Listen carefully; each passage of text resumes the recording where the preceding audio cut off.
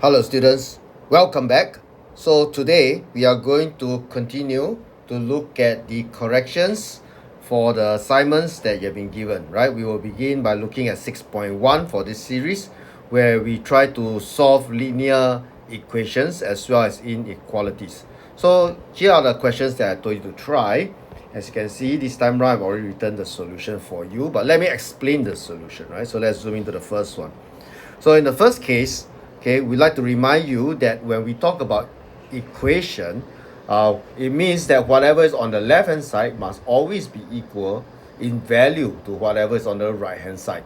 Therefore, when we compare them, we can actually do operations on both sides simultaneously. As long as they maintain their value, we can continue to simplify until we have a single unknown on its own, and that's where we actually find the value of the unknown and manage to solve, right? So in this case, from the first line to the second line, what did we do, right? What we did was to actually, right, add 7 to both sides. So I actually add 7, right, to this side, and I add 7 to the right hand side as well, right? And then I also add 8x, and I add 8x. So by doing this, we managed to eliminate the 7 and we eliminate the 8x on this side. And that's how I got the next line where we have 3x plus 8x equals to 4 plus 7. And finally, for 11x equals to 11, x is equals to 1. So that's the logic and the process that should be going on at the back of our head when we try to attempt to solve this type of question. Here's the next one, right? Similarly, what just happened, right? What happened was, okay, we look at the negative 7 here and we say we need to add 7 on this side, which means we're going to add 7 here. And then the 7y, we need to subtract it, which means we subtract 7y on this side. So by doing that, what happened is the 7 gets eliminated on the left hand side and the 7y get eliminated on the right hand side, resulting in what we have on the next line, right? And finally, something to take note, right? When we do this, remember that negative 16 divided by negative 5, negative number divided by negative number, the result is a positive one. Next, so what happens when we encounter a question with brackets like this, right? What we can do is simply to expand, right? And we have done this before. We expand, and that will give us what the next line is. After that, the same process happened, right? We actually subtract 30 on this side. So maybe I change the color of the pen. Subtract 30. So we subtract 30 on this side, right? And we also subtract 6b and we subtract 6b. And that gives us the result on the next line. Finally, negative b equals to negative 38. That means b is positive 38. I think that is quite obvious to most of us. Right, next example. So same type of question, same process. First, we expand by distributing, which we have actually learned before. And then the same process happened. I need to add 30 here. So I add 30 here, right? And then I subtract 4y on this side. I subtract 4y on this side. That gives us this result. And then we simplify accordingly. Okay? So, looking at the next example. Now, what happens when it's a whole series of fractions?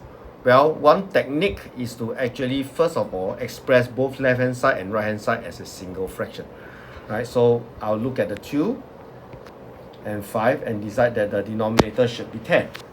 Then I look at the denominator 1 and 3 and decide the denominator should be 3. That's how I get these 3's and I get this 10 over here.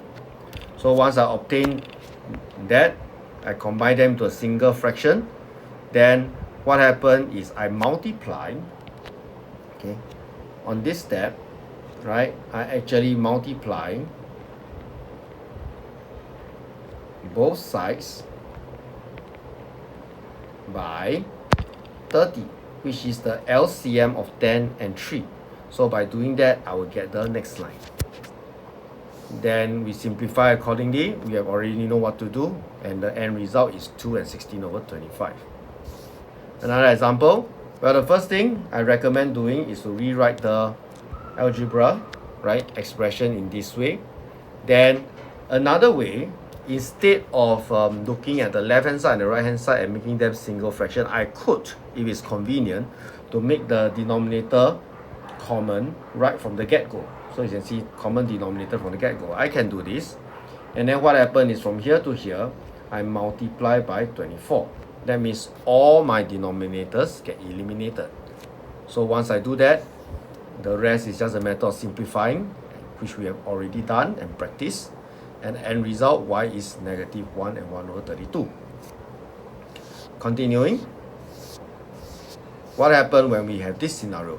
Now when we have one fraction equals to another fraction, right, what we can do is the reciprocal will also be the same, right? The reciprocal will also works. They are equivalent in value.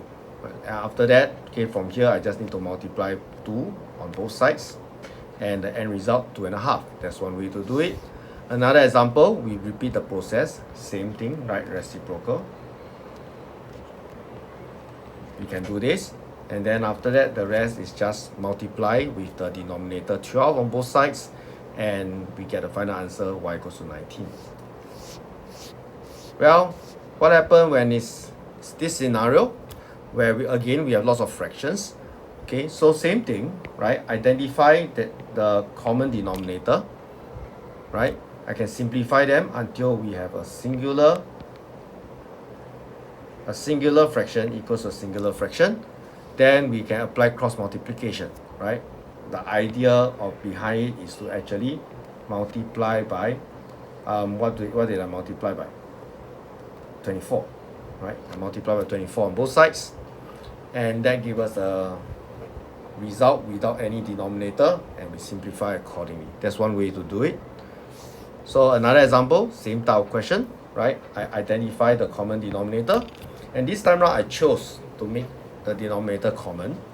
Then what happened is from here to here, all I did is to multiply by 21, and that after that simplify accordingly. Another example, right? You can see that this type of question warrants many practices. So same thing, but there's a technique here, right? This technique over here, I use the reciprocal technique, right? And then of course from here to here I multiply by the common factor. I multiply by 13, multiply by 32. So I do this, eliminate the denominator, and then after that, okay, just straight up simplify and get my solution. And is that the last example? Oh, there's one more, right? Now in this particular scenario, right, all I need to do is actually multiply by 3y minus 5, and then multiply by 7. So I actually did that, and then this is also commonly known as the technique called cross multiplication.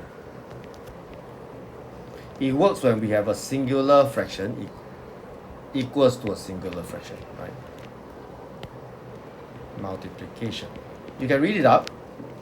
Okay, so it's a technique that we can employ to simplify situation like this when it's one fraction equals to a single fraction.